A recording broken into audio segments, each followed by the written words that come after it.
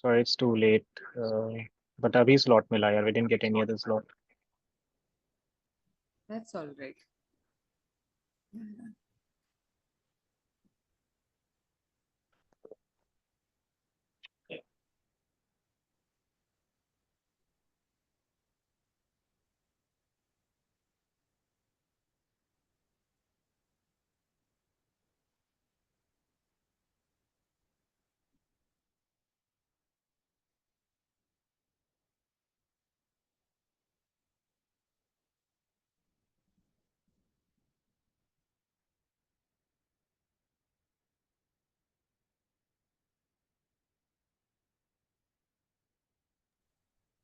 So we'll start in next 3 minutes. We have interpretation in Portuguese and French.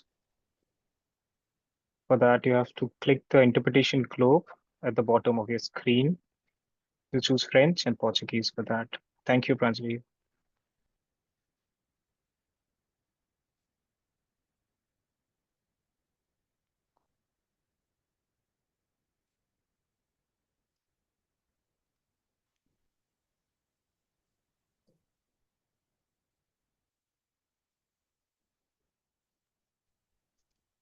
So Pranjali, Tony will be joining with the sign language interpreter. Her name is Rebecca. Okay.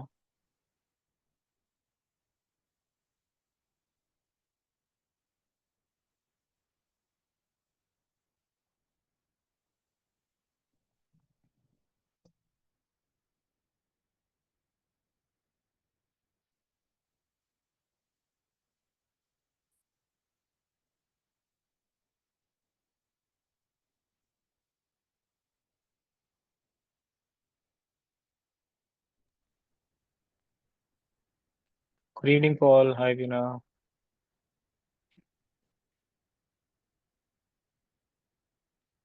Hi, Naveen. All the best. Thank you. Dipesh is with us, no? Yes, Naveen, Yeah, I'm there. yeah, I think he. Oh, thank you, Dipesh.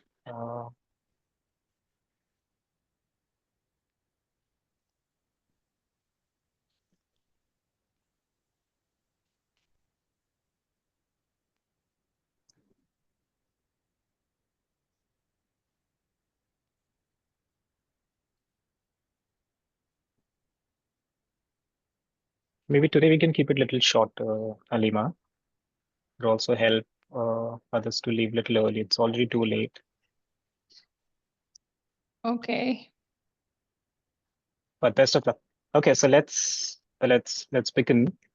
Welcome to the second side event of Communities Discriminate on Work and Decent at the ECOSOC Youth Forum, where we'll talk about advancing inclusion and justice, empowering communities discriminate on work and decent, and other marginalized communities, including non-binary individuals, in context of Sustainable Development Goal 16 and 17. And in co-organization with the Global Forum of Communities Discriminate on Work and Decent, Major Group of Children and Youth, the Inclusivity Project, and Asia Dalit Rights Forum. Just a quick background of what the side event is all about.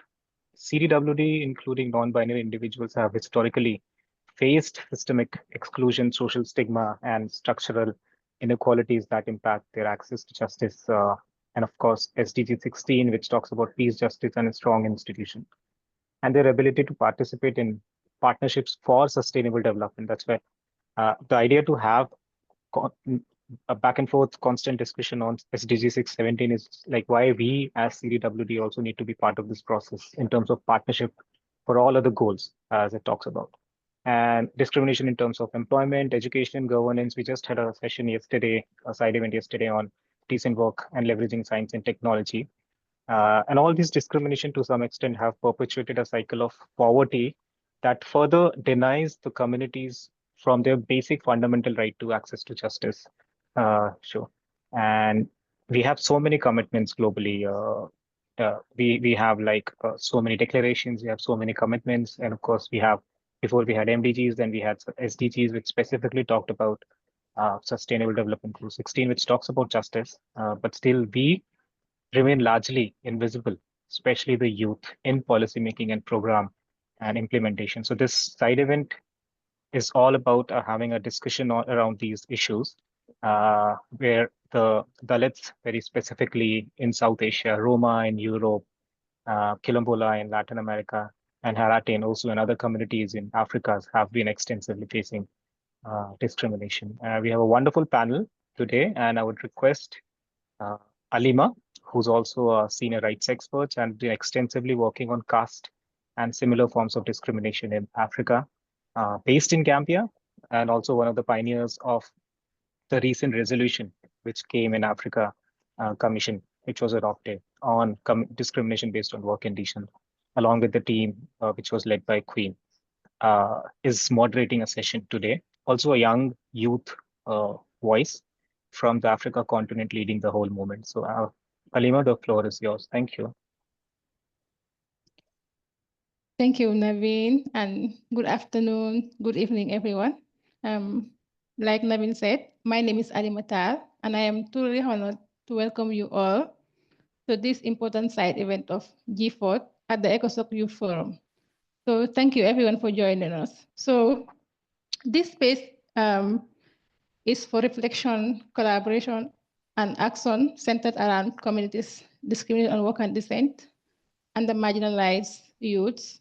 So communities on this communities discriminated on the basis of work and descent, especially the youths, and then other marginalized communities, not excluding the non-binary youths. Today we will bring you their experience, leadership, and then priorities of the forefront of youths in advocating for sustainable development. So under the theme, Advancing Inclusion and Justice, Empowering Communities Discriminated on Work and Descent and Other Marginalized Groups, including non-binary individuals, in the implementation of SDG 16 and SDG 17. So let me just give you a brief background of these sessions. So despite our commitment to leave no one behind, millions of young people from communities discriminated on work and descent and other marginalized groups continue to face structural discrimination, social exclusion, and economic marginalization. So these communities are routinely denied access to justice, political representation, and then meaningful participation in decision-making processes. So the 2030 agenda of the United Nations Sustainable Development Goal, particularly SDG 16 and SDG 17, which SDG 16, which is peace, justice, and strong institutions, SDG 17, referring to partnership for goals. So this SDG provide essential framework of challenges of inequalities. However, it provides essential frameworks to challenge these inequalities. The objective of this forum or this session today is to spotlight the life realities and systematic of CDWD youths and other marginalized groups. We are also to explore how SDG 16 and 17 can be actualized in a way that is inclusive, equitable, and representative to all communities, and not just visible. We are also, it's part of our objective to strengthen partnership and accountability mechanism, that is to ensure youth-led solutions are had, funded, and scaled. So speaking on the relevance of SDG 16 and 17, since our team is based on SDG 16 and 17, SDG 16, which calls for peaceful and inclusive society, it is especially relevant to CDWD youths and other marginalized communities. These groups often face systematic exclusion from legal protection, from participation in public life, and then from access to justice. SDG 17 emphasizes the power of partnership. And today, we ask, who is included in those partnerships? Who gets lead achieving the SDG requiring breaking down barriers, just between government and CSOs, but also identities, classes, caste, and life realities. Inclusion must be intentional and intersectional. So before I introduce our panelists today, I will take you through the sessions. So we will hear from incredible youth leaders, advocates, and organizers who are not only confronting these challenges, but transforming them. So I will invite, we will hear from our first speaker, Nikita Savona. Nikita is a co-founder, Criminal Justice and Police Accountability Project, CPA project. So Nikita is based in Asia. So we would like Nikita to present on, or a question that I will pose to Nikita will be based on the social justice. Let me frame that. The question will be the insight on justice, inclusion, health, labor rights, and partnership for CDWD youth and other marginalized groups in India, particularly or generally in Asia. So Nikita, Hi. the floor is yours. Thank you, Alima. Am I audible? Yes. Yeah, you're audible. Okay. Nikita, you need time, or should I we mean, call, if or you're fine? someone else is happy to go first, I'm happy to go second. Yeah, I just saw your message, sorry. Okay, thank you. But we are happy for you to go first if possible, but maybe The time. we can have the next speaker if possible, Alima. Nikita has requested for speaking at the second slot. Okay, so then we will give the floor to Fikrija Tain Salmani, a policy analyst, a researcher, a rights expert with the Global Forum of Communities Discriminated on Work and Dissent. Nikita also is a researcher and a policy analyst on Romani, origin from North Macedonia. She holds a master's degree in public policy from Central European University in Budapest and holds a bachelor's of science in financial management. So the floor is yours, Nikita. Thank you.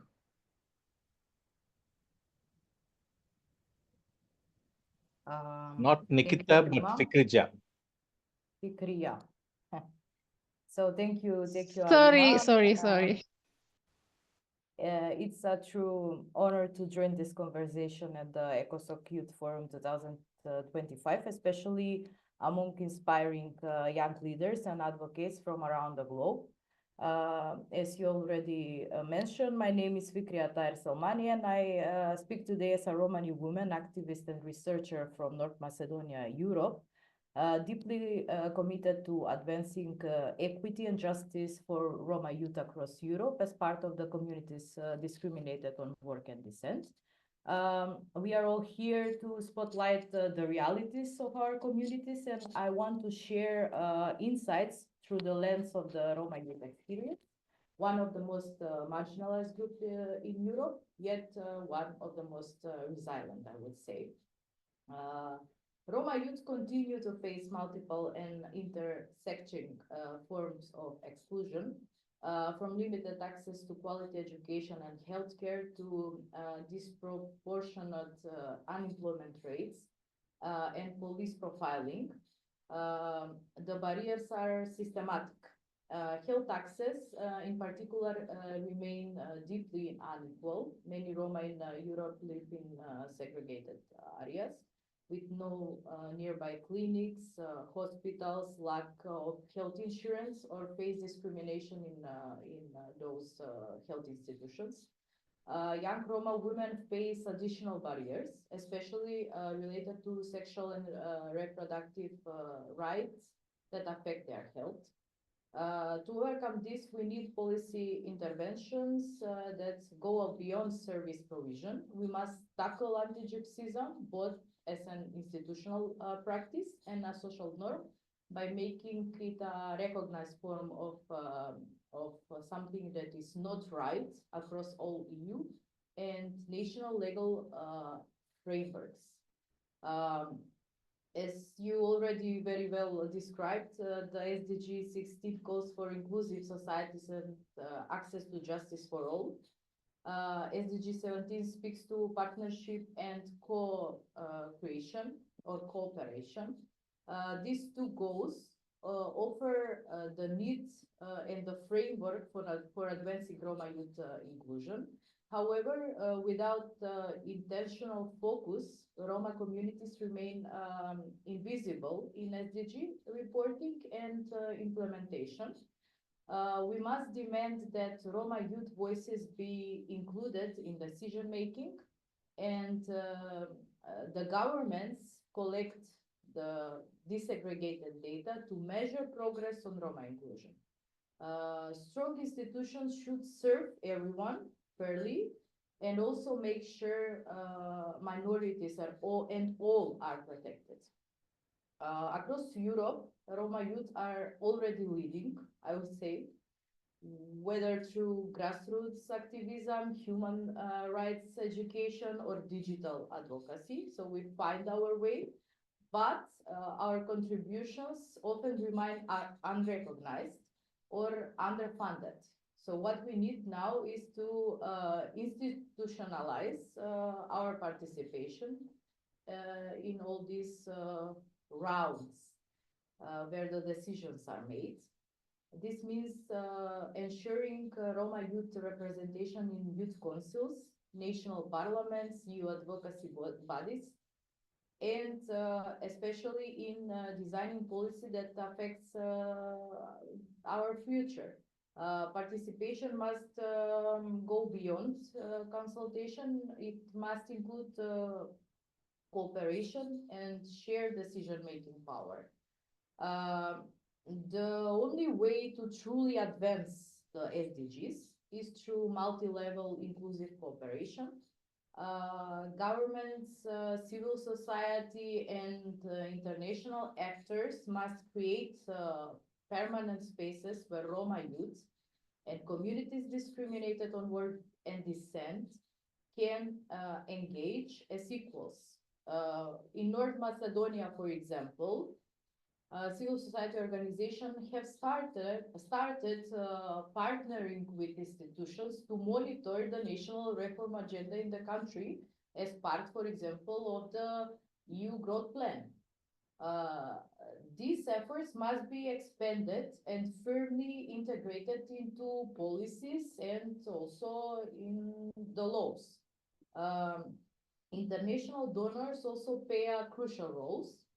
Funding must be directed to those who are working with the beneficiaries and to Roma-led organizations, youth initiatives, not only to service delivery, but also for advocacy and system change.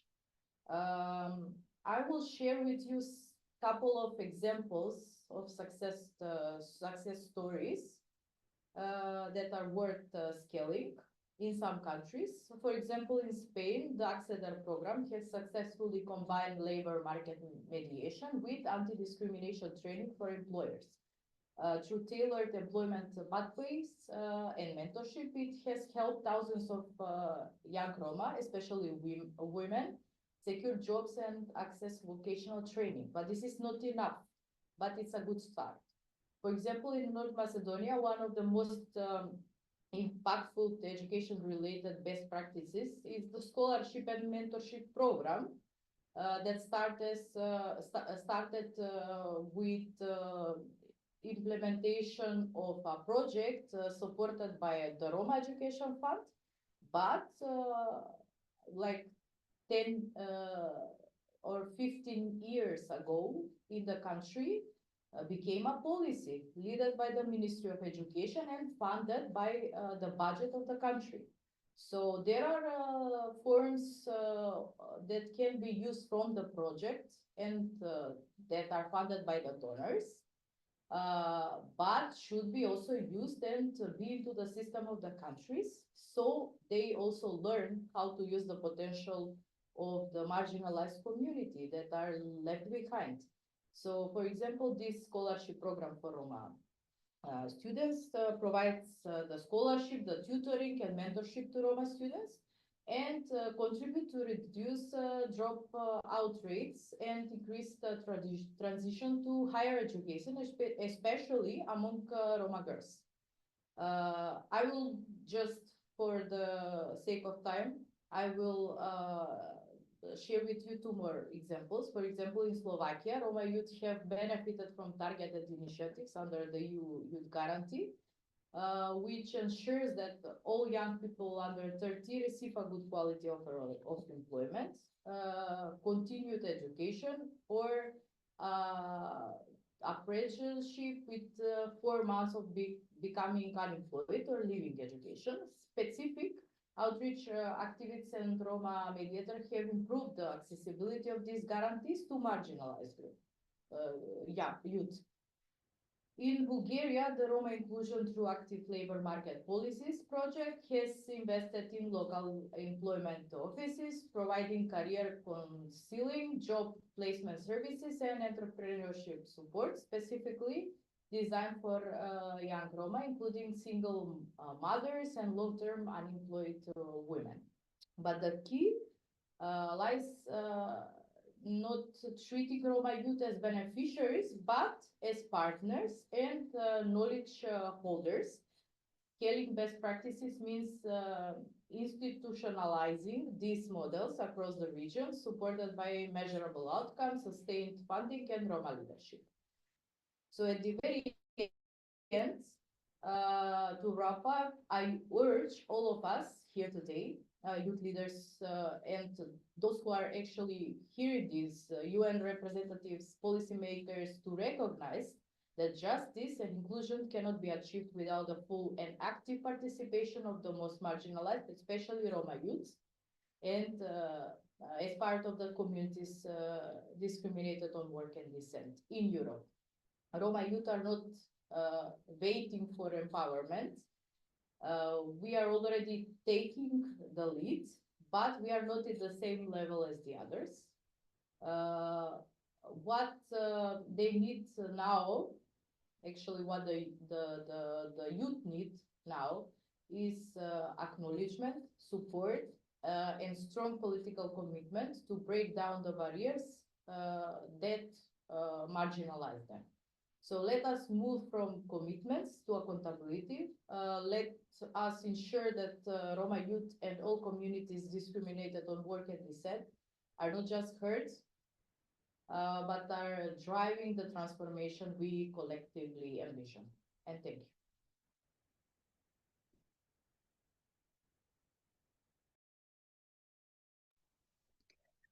Thank you, Fikrija, for that brief highlight on the issues of Roma youths in the Roma community in Europe. The Roma community are one of the most discriminated community when it comes to communities discriminated on work and descent in Europe. So thank you very much for your presentation. Just to remind you that there is interpretation in French and Portuguese. So is Nikita ready, our next speaker? Yes, I'm ready.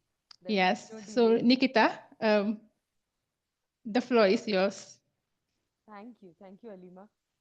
And my apologies for the confusion earlier.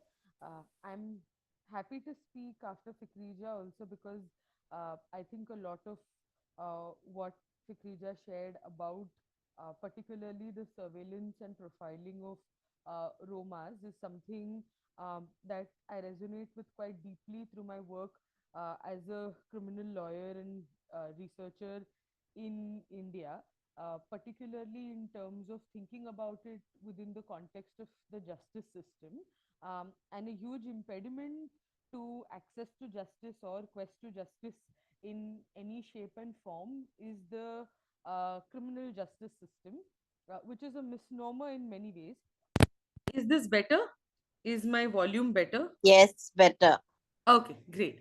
The criminal justice system, which is a misnomer, because the idea of justice is almost antithetical to the idea of criminalization, and so therefore I will speak a little bit about the criminal legal system and why, in terms of realizing the goals set out in SDG 16 in particular, it's useful for us to sort of unpack the question of criminalization, particularly in the context of oppressed caste communities in India and youth belonging to oppressed caste communities in India.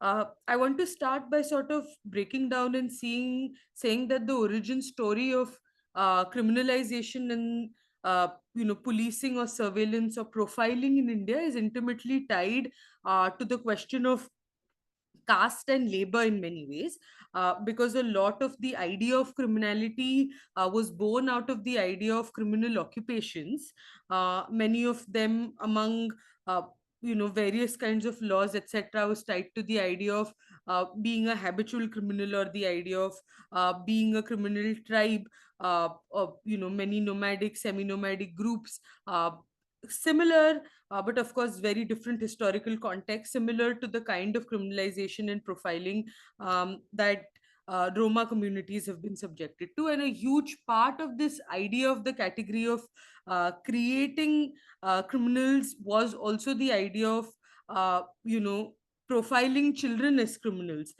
So it's very intimately tied to the segregation and targeting of children and young people from various oppressed caste groups as being criminal.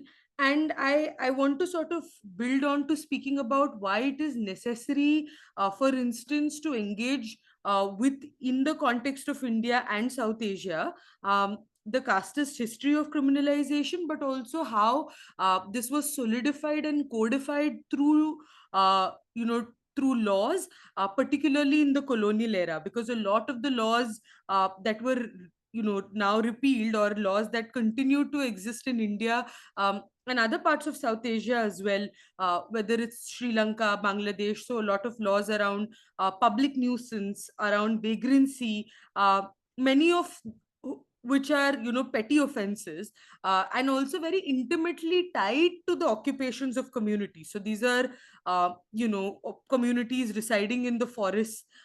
Their access to resources have been criminalized, or their access to just what one would understand now, in mainstream economic terms as being the informal economy, have been criminalized through a host of laws or petty offenses, is something that needs to be sort of delved into. And I think within that in particular, it is important to situate the ways in which young people, particularly young men, women, even trans communities, because a lot of the history of criminalization in India is also tied to the criminalization of trans communities, particularly through the notion of them being sexual deviants. So I think there is a need to sort of unpack how that criminalization is happening. And I want to give an example in terms of how now technology is sort of bridging,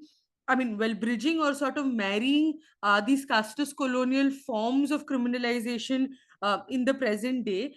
So, for instance, in one of the cities in India, in the city of Hyderabad, there was a campaign a couple of years ago in the year 2021, where young Muslim men were being rounded up, just spending time with their friends, were rounded up and their fingerprints were collected, because the idea was that young men from Muslim communities accessing a public space is in and by itself a threat to public order. So how this nebulous category of public order, or preventive policing, preventing crime, is also central to the ways in which communities have been criminalized. I want to pause here also to speak about how we have laws in India, particularly the Juvenile Justice Act, which is a law that has come into existence on the premise of saying that, if there is a minor who has been accused of committing an offense, or is even subsequently found guilty of committing an offense, is entitled to a fresh start. So they will not have a criminal record. There is a right to be forgotten. But how a law like that, which is a fairly recent law, it was last amended in the year 2015, is an aberration within a larger structural framework that is rooted in this sort of casteist profiling of various groups. So contrary to the principle of the JJ Act, something that we see very often happening in India is seeing young people being profiled as habitual criminals, which is not just a subversion, like I said, of the ethos of a reformative law, but also subverting the ethos of the Indian Constitution, also in many ways, which is rooted in the principle of, democratic rights, access, etc., to various communities. Um, so I want to sort of, in terms of what is it that we need to do to foster inclusion and think about access to justice for these communities, is one, to be able to see what might be ways in which we can challenge the specter of criminalization and the reach of the criminal justice system, and a significant way in which various groups, particularly in South Asia, in the recent past have begun mobilizing, is around the decriminalization of petty offenses, which, like I said, is premised on the criminalization of occupation of various groups. So to be able to decriminalize these offenses, and in that we also learn from the African continent, which has had a sustained campaign in the last couple of years, particularly in countries like South Africa, Malawi, around pushing back against the criminalization of petty offenses. So, one, thinking about the decriminalization. Secondly, particularly for indigenous communities and youth for indigenous communities, is to think about how the rights of these communities, particularly to the commons, can be recognized. We have a law known as the Forest Rights Act, and another known as the Panchayat Extension to Scheduled Areas Act, both of which are largely followed only in the breach. So thinking about how the ethos of these laws, which constitutionally recognizes the rights of these communities over the commons, is need to be understood. And I do want to say that these are definitely legal inventions, particularly in the last 2 or 3 decades. But these are not new.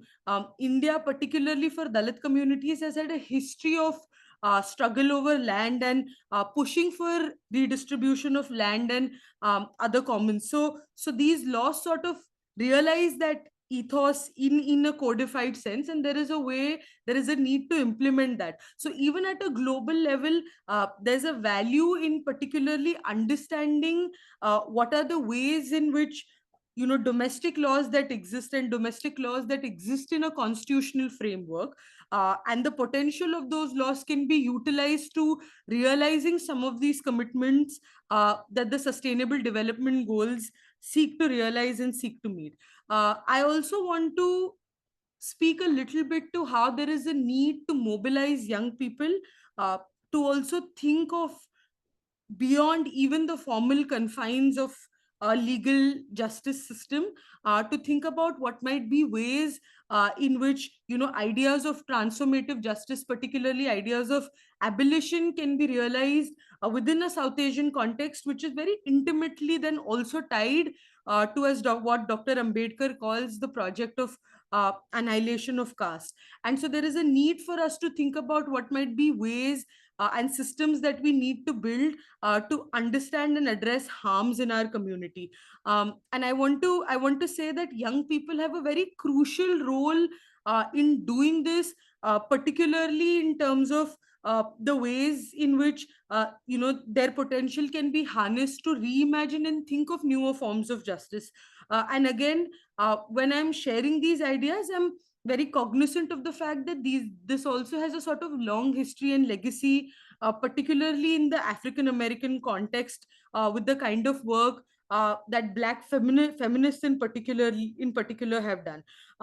So I want to sort of conclude here by saying that there is a need, one, to think about the idea of decriminalization, the idea of redistributive justice, and thirdly, the idea of transformative justice, which sort of pushes us to think beyond pre-existing institutions and reclaim ideas of justice that have existed in our communities historically and traditionally for years. Thank you.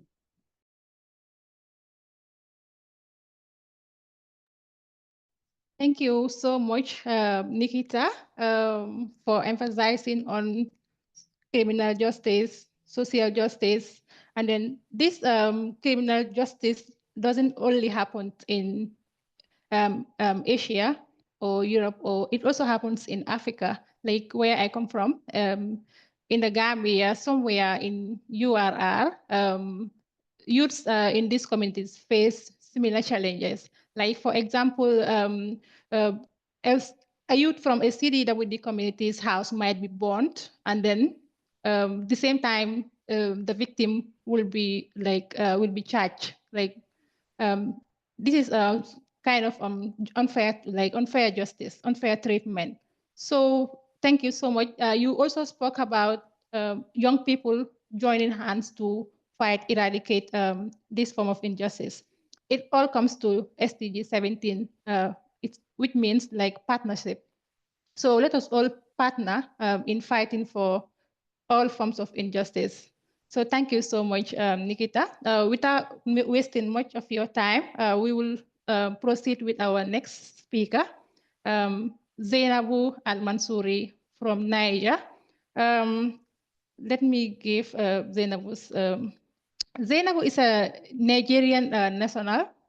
She's a communication officer at Trimedia Association, an organization committed to combating slavery and discrimination in Niger. She also served as a senior rights expert with the Global Forum of Communities Discriminated on Work and Dissent. So, Zainabu, we are happy to hear from you. Thank you.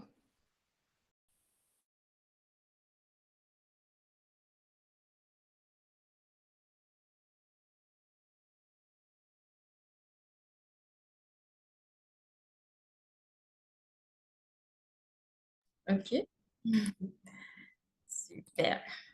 Donc, bonjour à toutes et à tous. Voilà, et je m'appelle Zenabo Almonso. C'est bon, je peux? Super. Voilà, et je m'appelle Zenabo Almonso et je viens du Niger. Je suis très heureuse d'être ici aujourd'hui pour échanger avec vous, apprendre et contribuer ensemble à un avenir plus inclusif et équitable, notamment pour les communautés CDWD. Alors, pour ma part, d'abord, les objectifs de développement durable, ODD, constituent une feuille de route mondiale vers un avenir plus juste et durable. Parmi eux, l'ODD vise à promouvoir des sociétés pacifiques, justes et inclusives. Et l'ODD 17 qui met l'accent sur les partenariats efficaces pour le développement. Leur mise en œuvre est cruciale au Niger, où les défis socio-économiques sont nombreux, notamment pour les jeunes qui représentent plus de 5% de la population. Alors, en un premier lieu, je vais aller vers l'éducation, qui est un droit encore inégalement garanti. Ici, au Niger, le gouvernement, avec l'appui de partenaires comme l'UNICEF, la coopération suisse ou la Banque mondiale, a fait des efforts. Cependant, dans les zones rurales, les infrastructures sont insuffisantes. Les filles, en particulier dans les zones nomades, subissent mariage précoce et abandon scolaire. Donc, l'ODD 16 promet une éducation équitable et inclusive. Or, cela nécessite encore de grands efforts au Niger. En un deuxième point, et j'irai vers l'économie et l'emploi, qui est un potentiel jeune sous-exploité. Donc, des programmes comme le FEJ et l'ANPE existent, mais leur portée reste limitée. Donc, les jeunes n'ont souvent pas accès au financement ou à des formations qualifiantes. Les jeunes femmes issues de communautés marginalisées rencontrent des obstacles accrus. L'économie informelle domine sans garantie des droits du travail. Donc, l'ODD 17 appelle à des partenariats et à une meilleure mobilisation des ressources pour l'insertion économique des jeunes. En un troisième point, et j'irai la justice et l'inclusion, qui est une réalité encore lointaine. Donc, les procédures judiciaires sont longues ici au Niger, complexes et coûteuses. Les zones rurales sont éloignées des juridictions, parfois accessibles uniquement le jour du marché. Les jeunes, notamment ceux issus des CDWD, sont souvent ignorés et manipulés. Alors là, on voit que l'ODD 16 promet une justice équitable, l'alphabétisation juridique, la décentralisation des services et la lutte contre les discriminations sont indispensables. En un quatrième point, et j'irai vers la paix et la cohésion sociale, un sentier à se consolider. Le Niger connaît des tensions communautaires, l'insécurité et des conflits liés à l'exclusion. Donc, les jeunes sont parfois instrumentalisés dans les groupes violents. Les dialogues intergénérationnels, excusez-moi, existent, mais trop peu de jeunes marginalisés y participent. Alors là, on voit que l'ODD 16 implique une participation réelle des jeunes à la paix. Des espaces sûrs et inclusifs doivent être créés pour leur expression. Donc là, nous avons également des bonnes pratiques. Il n'y a pas que des problèmes et qu'on rencontre au sein même du Niger. Donc là, par exemple, au Niger, les associations comme l'association Timidria a mis en place un programme innovant. Elle a formé des animatrices communautaires, c'est-à-dire que ces femmes sensibilisent sur la santé reproductive, l'hygiène et la prévention des maladies. Leur proximité culturelle avec les populations ciblées crée un lien de confiance essentiel à la réussite des actions de santé publique. Et pas qu'au Niger seulement qu'on peut voir ces bonnes pratiques. En Mauritanie également, on peut constater qu'il y a des cliniques mobiles menées par des médecins du monde. La Croix-Rouge et le ministère de la Santé ont permis d'atteindre plus de 15 000 personnes dans les zones isolées. Et le programme École Santé, c'est déjà formé 1000 adultes à l'hygiène et à la santé en lien avec l'alphabétisation. À Mbout, une mutuelle communautaire soutenue par la Banque mondiale couvre 1200 foyers, dont 75% issus des communautés CDWD. Au Nigeria également, les femmes Ossou assurent la survie sanitaire de leurs filles en vendant du bois pour subvenir aux besoins essentiels comme la nourriture, l'eau et les médicaments. La communauté Ossou met en place des systèmes d'entraide pour faire face aux urgences médicales, illustrant une forte solidarité face à l'exclusion. Dans certaines localités, des cliniques rudimentaires construites par des individus solidaires offrent un accès vital aux soins au village, Ossou, oubliés par les politiques publiques. Ces initiatives locales portées par les communautés du Niger, de la Mauritanie et du Nigeria, également dans d'autres régions d'Afrique, montrent qu'en dépit de l'exclusion, les populations discriminées trouvent des solutions concrètes et résilientes, rappelant l'importance de les reconnaître, de les soutenir et de les intégrer dans les politiques de santé et de justice sociale. Alors, nous avons également quelques recommandations pour améliorer durablement la santé des CDWD. Voici quelques pistes prioritaires qu'on suggère. Nous recommandons de multiplier les campagnes de sensibilisation auprès des communautés CDWD, mais aussi des agents de santé. Construire des centres de santé dans toutes les localités, sans discrimination. Renommer certains quartiers dont les appellations actuelles sont stigmatisantes et héritées de l'esclavage. Enfin, de favoriser la dignité et l'inclusion des communautés qui y vivent. Nous recommandons aussi d'étendre les mutuelles communautaires et les cliniques mobiles dans les zones rurales. Nous recommandons de former le personnel de santé à l'accueil inclusif et à la zone contre les discriminations.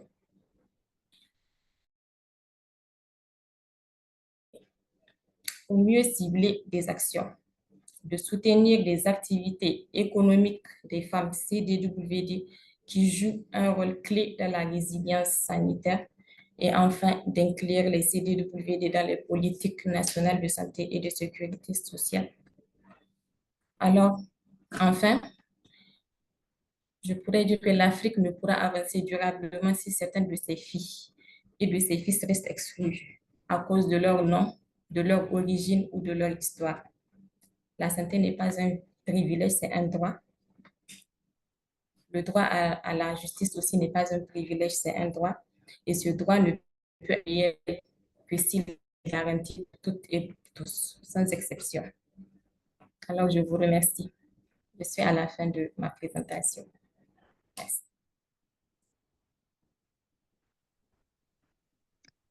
Thank you, Zainabu. Thank you for those recommendations. We all know the accessing healthcare in Africa is already a challenge, moreover, or more so on the communities that are discriminated on work and design. So these women have limited access to healthcare facilities, especially on accessing maternity services. So thank you, Zainabu. And then let's move on to our next panelist, Tony Mulenzi. Tony Mulenzi is a storyteller, a disability inclusion researcher, an advocate dedicated to amplifying immigrant voices and promoting inclusive communities.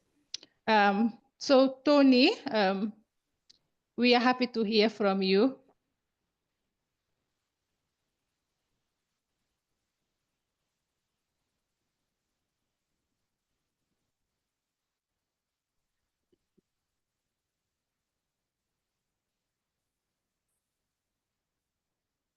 Hello everyone. Can you hear me? Hello. Can you hear me? Yes, yes, yes. Good afternoon to you.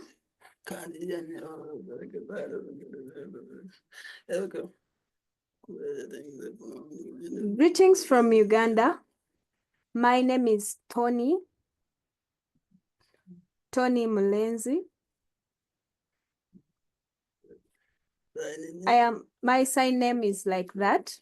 I think I am the only deaf person on this call. I'm happy to be with you today. As you say, I work with Migration, Youth and Children Platform, and I am a disability advisor. I am a disability advisor. I also work with Love for Immigrants, which is a social space which advocates for migrants through art, storytelling, and sign language. I'm also working with Light for the World and We Can Work program. I am a learning and a documentation officer. I'm very happy to be here. You know, when it comes to migration, it's a very important topic to discuss because I don't know if you already saw where in the youth forum where people discuss about migration, but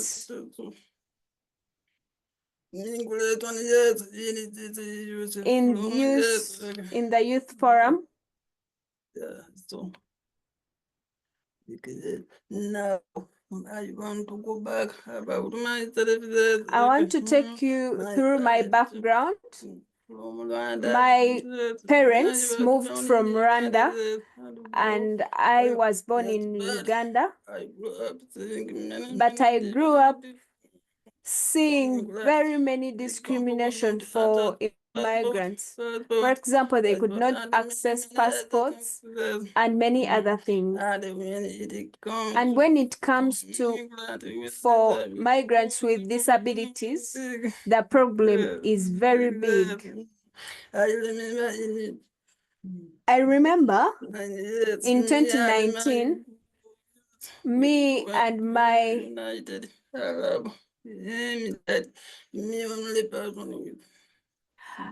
my group, which are youth, we had to move to United Arabs. In UAE, and all my friends were hearing, and I was the only deaf. They all got jobs that side, but me, I had to come back to Uganda. Why? Because no one was willing to give me a job. They could all say, you're a deaf person, who can give you a job? Now it is important. Now it's important we can change this mindset. We want to see that people can work from other places. Now, last year. Also, last year in 2024, I joined the Global Migration Forum, which happened in Geneva, in Switzerland.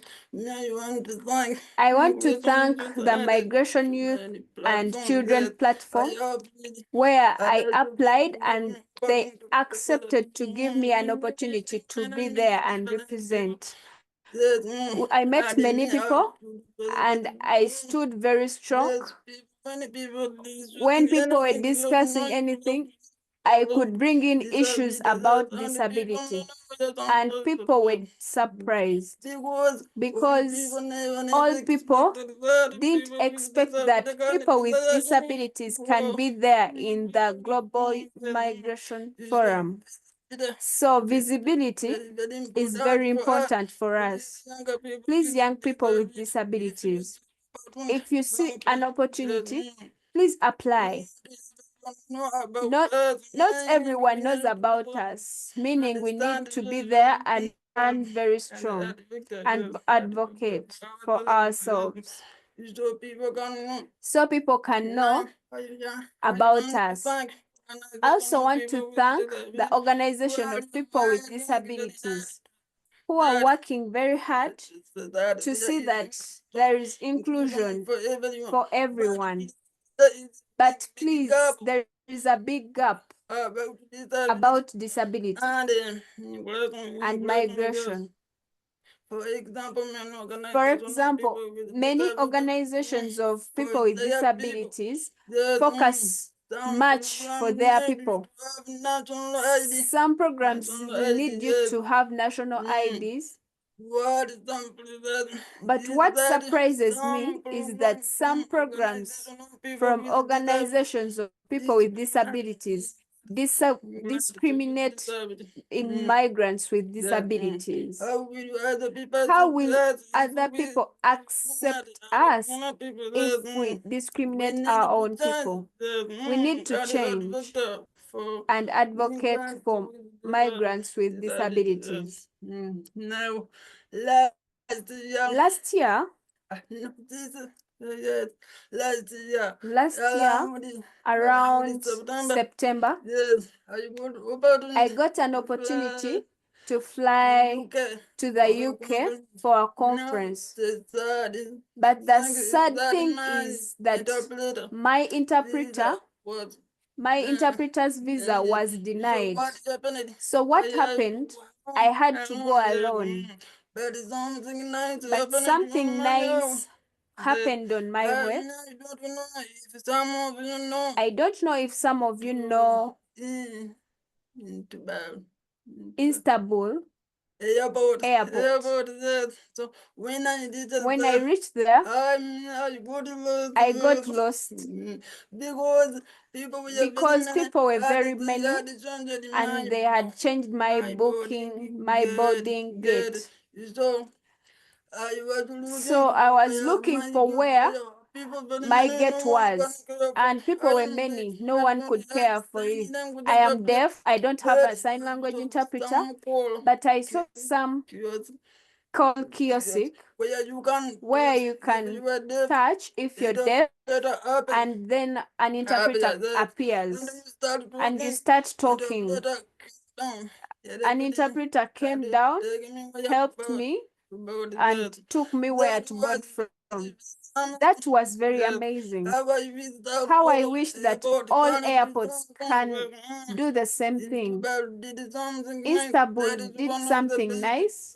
That is one of the best practice we are advocating for. We need youth with disabilities on the move to experience better services so that they can access information I also want to give some small recommendations for us what we can do. We need to build strong capacity for organizations of people with disabilities so that they can accept and adopt the global migration compact. Not only organizations of people with disabilities, but also our governments and civil society to start accepting. This year, we have the Global Migration Forum, which will happen in Colombia. The date was June, but it was changed to September. So this platform is important. Please, organizations of people with disabilities can join this and advocate for us. People say the world now is a small village, but sorry, the world is not a small village for people with disabilities. How many people with disabilities can come from Africa and go and work in America? How many? It's hard because people are not ready to receive us. There is a lot of discrimination which we need to remove. We need to provide a big platform for people with disabilities who are migrants. Look for them in your countries. Give them a platform to stand and talk. Like Love for Immigrants, we do art exhibitions, base camps for migrants and refugees with disabilities. These people need us a lot. We need to show them love because they have a lot of stress. When you move from another country and come in another country, you need a lot of care, but sorry, there is no care there. We need to advocate a lot for inclusive policies for immigrants with disabilities to be accepted. And another important thing is partnership and collaboration. There are many platforms for migrants. So we need you people who work with disability people to join them. I have talked a lot. I have a lot to say, and I can share more. Please, if you have any question, you can ask me. Thank you so much. Thank you so much, Tony. Your story is beautiful. Your story is inspiring. Thank you for what you do, the work you do, fighting for the rights of people with disability, especially the migrants. You know, when you talk about migrants, your mind will go to Africa. Like almost all the African youths wants to leave, like to migrate to America or to Europe. And then they are sometimes subjected to modern slavery or bonded labor, etc. You name them. So thank you so much. I know we will have questions from the floor to Tony. Thank you so much, Tony. Thank you we are grateful for having you in our session today. Thank you. And then we move on to Rojan Treya, a trans activist from India. So Rojan will be speaking on the atrocity against the trans Dalits in India. And then we will have Deepesh to speak on the recommendations. So Rojan, we are happy to hear from you.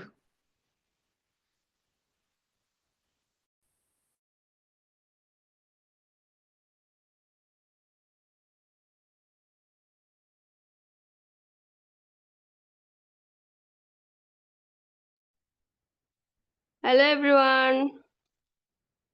Thank you so much, Oliva. Sorry to say, but I'm from Nepal. My name is Rosen Pariar, and I am Dalit transman from Nepal. My pronouns are him, and I currently work at Pork Nepal with a focus on mental health, LGBTIQ plus communities, well-being. As an activist student, my life realized as an activist, I began working at the intersectional issue of caste and gender sexuality 2023. I was one of the organizers of Nepal First Dalit Queer Pride Parade as a powerful moment of visibility for those of us who have long been systematical erased as a Dalit trans youth. I believe SDG 16 and 70 can only be truly achieved when justice is not limited to political or paperwork, but is felt in our everyday life, caste, gender, identity, or organized locations should never remain. Someone access to dignity, healthcare, of opportunity. SDG 16 speak of peace, justice, and strong institution. But now, strong are our institution. If they fail to recognize trans people or ignore Dalit voice, is legal system. Justice must include us. Similarly, SDG 70 emphasizes partnership, but thus must go beyond tokenism. We need community lead collaboration where Dalit and queer youth are not just beneficiaries, but leader can and decision maker. Third, digit, digital activism, education, and grassroots organizing. We are already bullying, building prize between our life experience and global goals. Now it is time to government, civil society, and international bodies to listen, invest, and stand with us. Without meaningful participation, the SDGs will remain incomplete. Justice being with inclusion, and truly inclusion start from the margins. This is not just about politics. This is about power, about shifting resource, decision making, and visibility to those of us most impact, so that sustainable development become a reality for all. Thank you so much. Thank you, Rojan. Thank you so much. DPS will give us the recommendations in terms of access to justice with the CDWD youths in India. Thank you. Hello, greetings to all. Shall I begin? The recommendations in terms of accessing to justice with the CDWD youths in India, and including the trans as well. Greetings to all. First of all, I would like to thank the organizing team for upholding the inclusive platform, because in CDWD communities there are no trans as well as the disability communities, and to see such platforms where everyone are speaking, and representative from trans communities and representative from disability communities are coming and speaking, it's so inspiring. And such inclusivity should be should be spread over in all the platforms as well. So for the recommendation part, I would like to give some perspective in regard to SDG 16. So from the Dalit perspective in India, and I would like this quote a statement which is said by one of the supreme pillar in India. So that says, the constitutional goal of equality for all the citizens of this country can be achieved only when the rights of SC and STs, it is scheduled caste and scheduled tribe, that is Dalit and Adivasis, are protected. So this is a statement said by, obviously it is stated by Supreme Court of India. So that is the apex judicial body in India. So particularly this statement was given in the verdict 2016, the case between National Campaign on Dalit Human Rights, NCDHR versus Union of India. So the case was filed against union government in terms of for strengthening the POA Act, Prevention of Atrocities Act. So in that case, the Supreme Court very categorically stated the statement. Is this the first time that the Supreme Court stated this? No, this is not the first time. In many occasions, in many cases, Supreme Court even this highlighted the importance of Dalit and Adivasi's rights to be protected.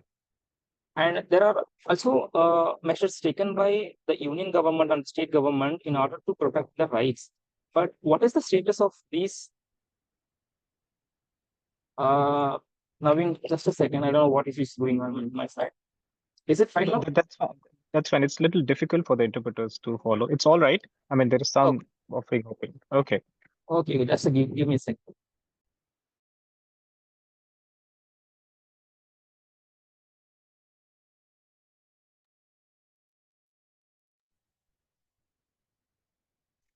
Yes, Naveen, I think it will be fine now.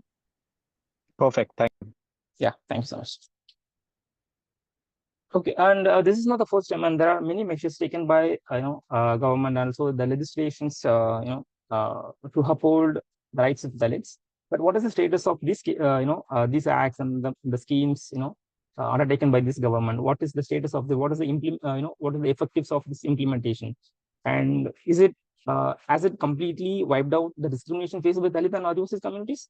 Obviously, the answer would be no. It is not, because though the Act says Act gives many provisions in order to protect the rights, but the implementation of these acts and the measures taken by the government is so poor.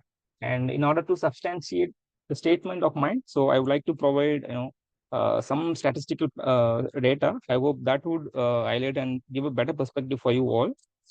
And this is the data not done by any CSO or NGO in India. So it is a statement given by National Crime Record Bureau, which is done by the union government.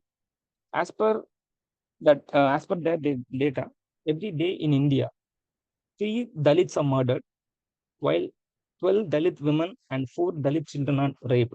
So it happens every day in India. So when we are having this conversation, so across India, so all these violations are happened against, and most of these violations and atrocities are occurred against Dalit youths, especially Dalit women, and particularly out of overall registered rape cases, 34% of rape cases are against Dalit girls.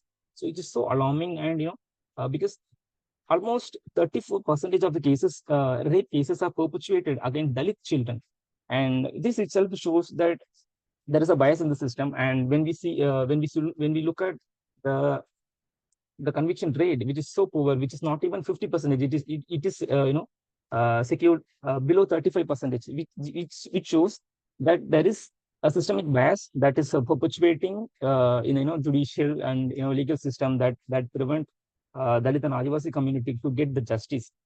And in regard to the education, so we CDWD communities, the marginalized communities have been told that it is the education only which can get our which can provide the justice, we can pave the path to reach to dignified life.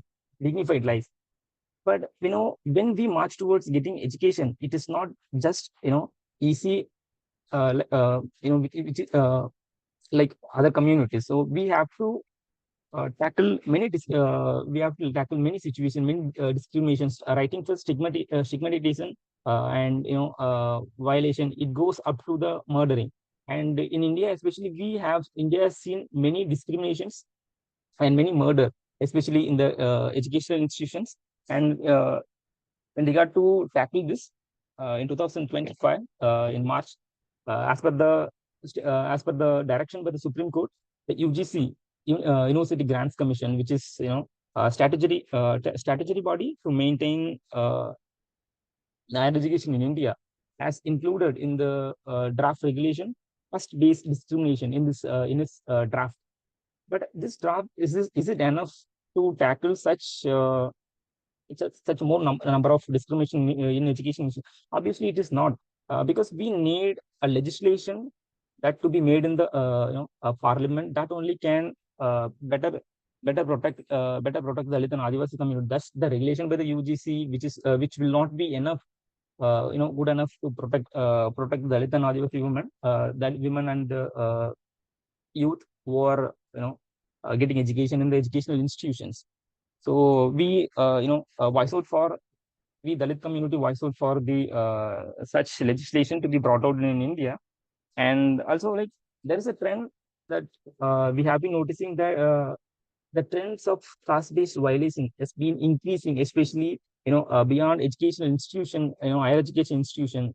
The trend has been increasing, especially in the schools.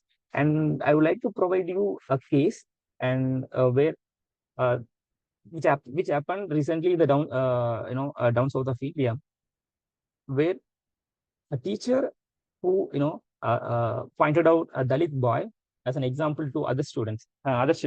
But those children from the dominant community, they are not able to accept a Dalit boy as an example to them. So what happened in the following days? The the school boys from dominant communities, they entered into the Dalit community and they attacked them brutally.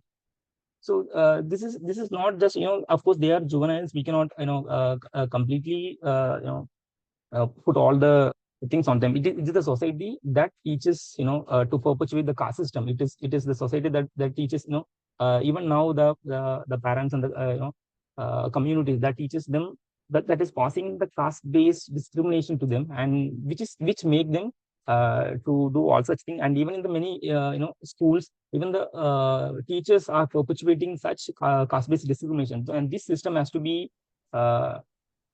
prevented. To prevent such discriminations, the government of India has to bring a legislation to in order to deter all this discrimination. And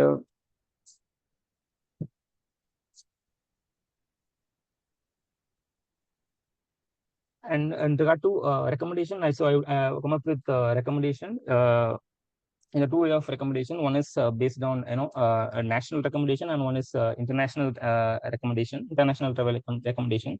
The first, let me read out recommendation from the national level.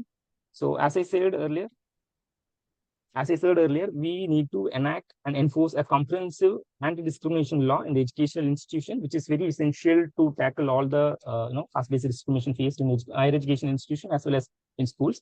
And the second would be establish Dalit youth council within government and universities. So it is very essential, because when we are having such platforms of youth sharing their concern, it's becoming rare.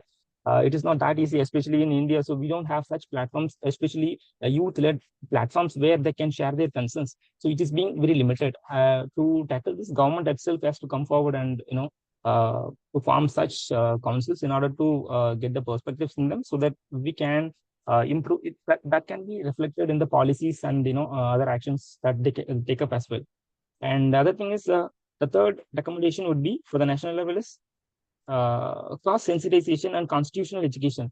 As I stated in the in the previous of my talk, that is the same case which was between NCDHR as well as NCDHR versus Union of India.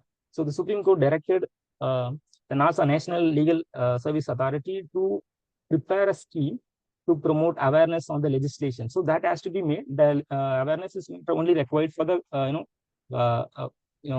common public. It is also very much required for the bureaucrats, because even bureaucrats are not much of aware. Because for Dalit community, it is not the struggle is not only with the judiciary. It starts with the police department. So getting the case registered itself is very big task. So the government has to initiate to promote awareness on legislation to bureaucrats as well as the common public, especially for Dalit and Adivasi. They should be aware of what is their rights, and what if something happens, on what how they can advocate this. So such things it is required. And in terms of international recommendations, so as everyone is we are watching out that the term CDWD has to be added in the global human rights framework. So for which we have been our effort has been long term. And the second would be a global youth solidarity and advocacy platform, especially for CDWD, and such platforms is required. Because we CWD community, there is no such exclusive body where we can put our concerns together. So if we have such body, it would be much better, where we can come together and amplify our voices, which would reflect in the obviously in the global framework. And third would be hold transnational corporations accountable. So the UN has to encourage multilateral institutions to take up to look up the research studies, especially in terms of CDWD, community discrimination based on caste and descent. And the third would be. Thank you so much, Deepesh. We are running out of time. I'm so sorry. Speaking on your recommendation, like you mentioned creating a platform for CDWD youth, a global platform for CDWD youth. That is one of the objectives of this session today. So let's discuss about the importance of establishing a youth forum focused on communities discriminated on work and descent. This will include the Dalits in India. It includes the Dalits in Nepal as well, and then the trans in Nepal, and then it includes the Haratin in Africa. It also includes the Roma in Europe. So let's establish a youth forum focused on the rights and inclusion of communities discriminated based on work and descent. Is both timely and vital. These communities often marginalized due to caste, ethnicity, or traditional occupation, forced and strange discrimination that affects their access to education, employment, social service, and political participation. Here is a discussion on the importance of such a forum. So creating a youth forum centered on communities discriminated based on work and descent is not just a step forward, but inclusion is an investment in justice, equality, sustainable community development. It positions youth not as passive beneficiary, but as active architect of more inclusive and human society. So let me give the key summaries and takeaway of this session today. So we learned that there are systematic discrimination that persists, like CDWD and non-binary individuals continue to face intersectional barriers to justice, representation, and participation rooted in caste, class, gender identity, and social hierarchy. So let me give you recommendations. So we need urgency for cross movement solidarity. Let's build stronger collaboration between movements across Africa, Asia, Europe, Latin America to fight for all this injustice that is imposed on youths. I would like to thank our panelists, Rojan, Fikrija, Nikita, and Tony as well, not forgetting Deepesh, Zainabu.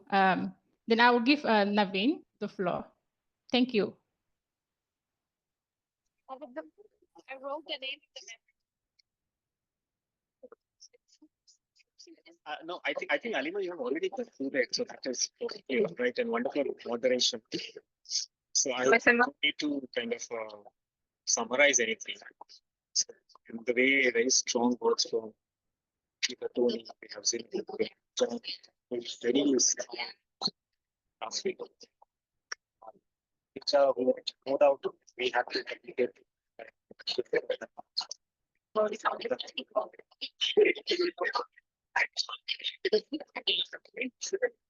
So powerful. So that itself shows how much powerful we can always be as and we are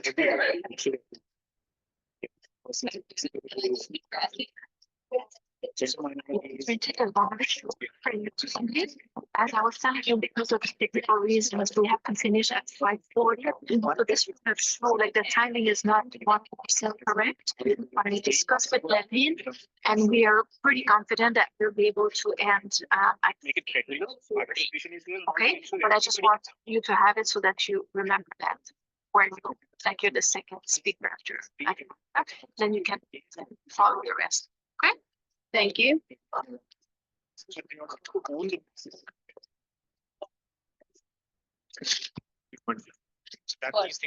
It very clear.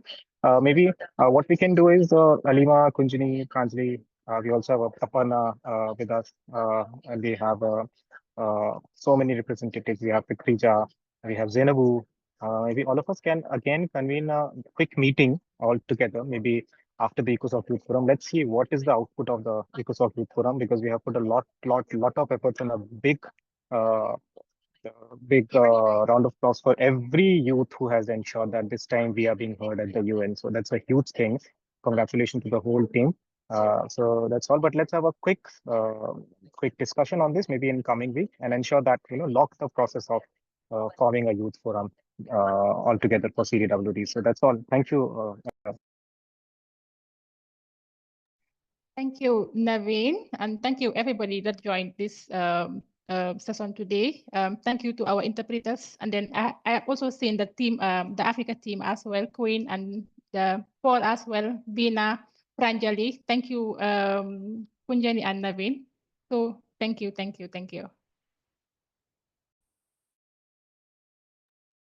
Yes, Yeah, so before ending, I just wanted to mention two things. So first is an announcement. So for the first time in the history of ECOSOC Youth Forum, one of our CDWD Dalit Youth, which is Naveen Gautam, he will be speaking, he will be moderating a plenary session at the ECOSOC Youth Forum, which is going to be today, 17th of April. And the session is Social Development Youth Solutions for an Inclusive Future. This is the first time we'll be moderating a plenary meeting. So that is a matter of pride for us. That is a good thing towards future, a future where we'll be heard as CDWD Youth. I will be posting the link on the chat box and would be requesting everybody to please join if the timing is good for you. It's 4:30 p.m. New York time, which may be late for some of us, but for some of us, I think it will be doable. So if you are there, please attend, please support. I'll just post it on the chat box. But also another thing that I wanted to acknowledge was that in today's meeting, one of the members who has joined us, they were impersonated by somebody, and on the chat box, some graphic things were sent, and really wanted to apologize to the person who experienced this. This is uncalled for and should never have happened. And also, there is not a lot that could have been done because the person who did this, they impersonated someone and entered on their name. But for the next time, we'll definitely do better. And also to make everybody aware here, because we are a group of young people, and the way technology is being misused today, I think we all should be careful. So just to acknowledge this here, and also to aware people who are present. And again, really sorry for the experience. Thank you so much.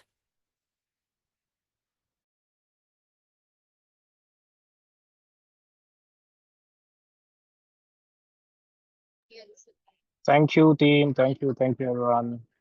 Thank you, Lima. Thank you, interpreters. Thank you, Nuno. Thank you, Loisa. Thank you, Anna. Thank And you, thanks to everyone. Kamla. Okay, bye-bye. Take care.